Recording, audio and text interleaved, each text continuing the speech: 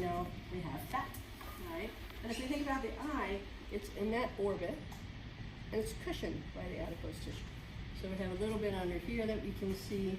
If I turn this like that, so you can see it, it's a little bit up here, okay? Then, I'm trying to go by your list over here. So adipose tissue. Then we have the optic nerve. So we saw it on the bottom of the brain, look like a little cut stub. Okay, that's going to continue on to the eyeball. So can you see the yellow coming out the back there? That's the optic nerve. Okay, optic nerve. And then here on this one, it is, you see that big white thing coming out the back? Okay, that is the covering on the optic nerve. Okay, so it's a fairly large nerve. Remember, that's cranial nerve 2.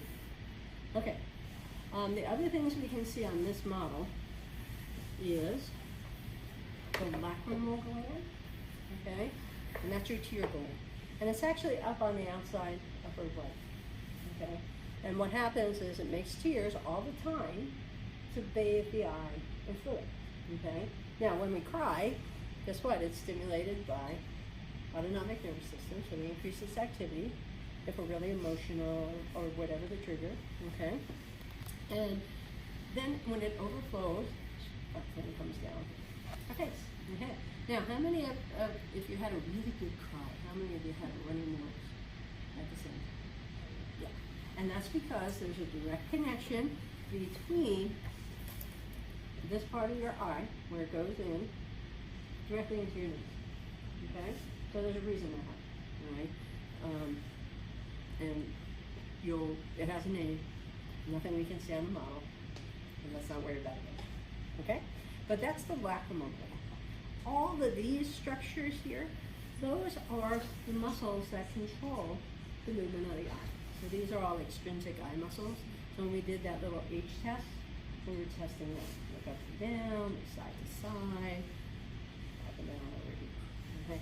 And then the white of the eye is called the sclera. Very tough connective tissue. It allows for the muscles that actually it's a point of insertion on them. So it's pretty sturdy. Okay, and you'll find when we cut through the eye, it's harder to cut through than you think it would be. Okay, and then let's see what else we have. We have the pupil. Okay, we all know where that is. And that pupil is responsive to light, again, either through sympathetic or parasympathetic. On the sympathetic side, we're going to open that eyeball to get as much input as we can to figure out what we're looking at. Let's scare the bejeebies out of us. Okay? And then around that, the color part of the eye is the iris. The iris is smooth muscle. Okay? So that iris is going to respond to that amount of light that comes in. Some of that is reflexive, and then some of that is autonomically driven. Okay? So we have that on this model. Now we can see a bunch of other stuff on this guy. Okay? So we can see where the remnants of those eye muscles were. We can see the sclera, okay, or the white of the eye.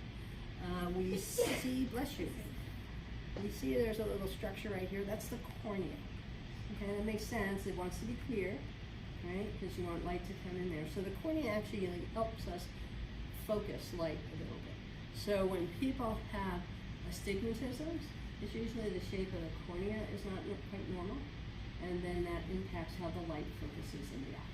Can they be corrected through glasses? Somewhat. Okay, not all the time. Depends on how bad it is, but somewhat. Then we kind of see this stuff. Okay? Let's see.